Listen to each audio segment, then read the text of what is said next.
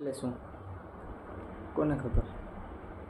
પૈસા એટલે એક લક્ષ્મી માનું નામ કહેવાય કે લક્ષ્મી એને કહેવાય પૈસા.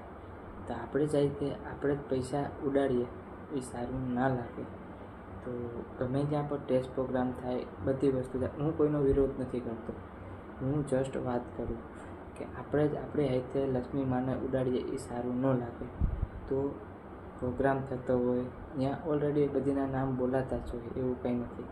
તો પ્લીઝ ગાઈઝ, મારું કહેવાનું એવું છે કે આપણે જ આપણી માને ઉડાડીએ એ સારું ન લાગે.